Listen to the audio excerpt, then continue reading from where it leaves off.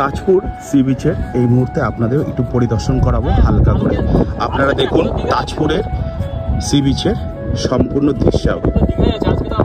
কি তুলে ধরবো জানি না, তো মনে হলো এসেছি যখন তাজপুর বিচে আপনাদের জন্য অবশ্যই কিছু একটা উপস্থাপনা তুলে ধরি।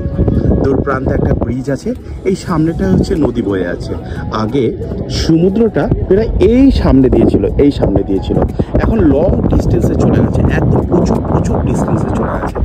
আর সামনে যেটা দেখছেন ঝাউবন, ওটা হচ্ছে চর পড়ে রয়েছে। কেমন ওই পাশেও সমুদ্র রয়েছে, এই পাশেও রয়েছে, এই পাশটা দিয়ে নদী রয়েছে। সমুদ্রটা আগে এইখানটা দিয়েছিল, এখন সমুদ্রটা লং ডিস্টেন্সে চলে গেছে। দেখুন, দেখতে পাচ্ছেন না ওই দিকে সাদা যে বিল্ডিংগুলো দেখতে পাচ্ছেন ওই দিকে, ওটা হচ্ছে মন্দারমণি ঘাট।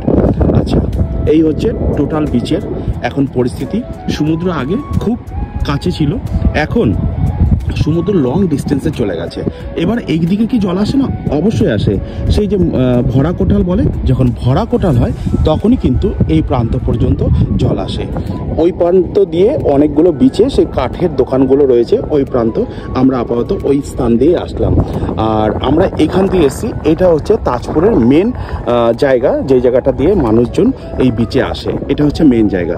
তো আশাবাদী আপনারা দেখেছেন, আর কি দেখাবো আমি জানি না। তো উপস্থাপনা সর্বদা তুলে ধরার জন্য চেষ্টা করি। দূর প্রান্তে কেয়া গাছ রয়েছে হালকা। এর আগের বছর যখন এখানে এসেছিলাম, এই জায়গাটা কেয়া গাছে সম্পূর্ণ ভর্তি ছিল। আর আপনারা যারা লাল কাঁকড়া দেখতে চান, অবশ্যই উদয়পুরে তো দেখাই যায়, শঙ্করপুর ঘাটেও দেখা যায়, তেমনি তাজপুরে আসলেও আপনারা লাল কাঁকড়া অবশ্যই দেখতে পাবেন। তবে লাল কাঁকড়া স্পেশালি আপনারা দেখতে চাইলে আপনাদের ঠিক বিকেল টাইপে আসতে হবে, কারণ রোদের আলোতে লাল কাঁকড়া একটু কম ওঠে। একটু বিকেল টাইপে আসলে আপনারা অনেক লাল কাঁকড়া দেখতে পাবেন। যারা লাল কাঁকড়া দেখতে পছন্দ করেন, কি তাদের মুভমেন্টগুলো এতটাই সুন্দর, সত্যিকারের। ওরা যখন মাটির উপরে থাকে, দুটো সুর তোলে থাকে, আমাদের যখন আওয়াজ পায়, ওরা এতটা সেন্স নিয়ে নেয়, সার্ট করে ওদের নিজের বাসস্থান গর্তের মধ্যে ঢুকে যায়। চলো, যাই হোক, এই হচ্ছে উপস্থাপনা ছিল। সামনে ওই নদীর মধ্যে দিয়ে একটা নৌকো চলে যাচ্ছে এবং সেফটি ড্রেস পরানো আছে। মেবি পসিবিলিটি ওরা হয়তো মন্দারমণির দিকে বা নদীতে একটু বোর্ডিং করার জন্য ঘুরতে বেরিয়ে গেছে। তো এই হচ্ছে বিচ, সম্পূর্ণ বিচটার ভিউ আপনাদের তুলে ধরলাম সামনে। ভালো লাগলে অবশ্যই লাইক, কমেন্ট, একটু শেয়ার করে পাশে থাকবেন। থ্যাংক ইউ জানাই আপনাদের সবাইকে এইভাবে আমার পাশে সর্বদা থাকার জন্য ভালোবাসা দিয়ে। Thank you. আর যারা ইউটিউব থেকে দেখছেন, অবশ্যই এইরকম উপস্থাপনাগুলো পাওয়ার জন্য চ্যানেলটিকে সাবস্ক্রাইব করে পাশে থাকবেন। ধন্যবাদ জানাই ভালোবাসার প্রিয় মানুষগুলোকে, যারা সর্বদাই ভালোবেসে সর্বদাই আমার পাশে রয়েছে। থ্যাংক ইউ জানাই আপনাদেরকে। এইভাবে পাশে থাকবেন, অন্যদের দেখার সুযোগ করে দিয়ে। যারা ফেসবুকের থেকে দেখছেন, অবশ্যই এই ভিডিওটি একটু ছড়িয়ে দেবেন। ধন্যবাদ জানাই আরও একবার।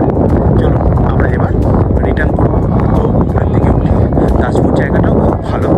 যারা নিরিবিলি জায়গা পছন্দ করেন সমুদ্র সৈকতে আসার জন্য, অবশ্যই আপনারা এই তাজপুর জায়গাটাকে বেছে নিতে পারেন। পছন্দের মতন একটি জায়গা। আপনাদের এখানে থাকা, খাওয়া, হোটেল সমস্ত কিছুরই ব্যবস্থা আছে, কোনো অসুবিধা হবে না। তো থ্যাংক ইউ। আর আমি এতক্ষণ ছিলাম আপনাদের সেই ভালোবাসার প্রিয় মানুষটা, তাপস শিকদার। আর আমার সাথে রয়েছে দীঘারই বাসিন্দা, ঠিক এর কাছাকাছি বাড়ি, আমাদের প্রিয় অংশুদা। আপনারা কম বেশি সবাই চেনেন অংশুদাকে। দাদা একটু তাকাও, এই হচ্ছে আপনাদের প্রিয় অংশুদা। দাদা গেরু যারা এখনো পর্যন্ত ফলো করেননি, অবশ্যই ফলো করে পাশে থাকবেন। Thank you. তো এখানে উপস্থাপনাটা শেষ করছি, ভালো থাকবেন।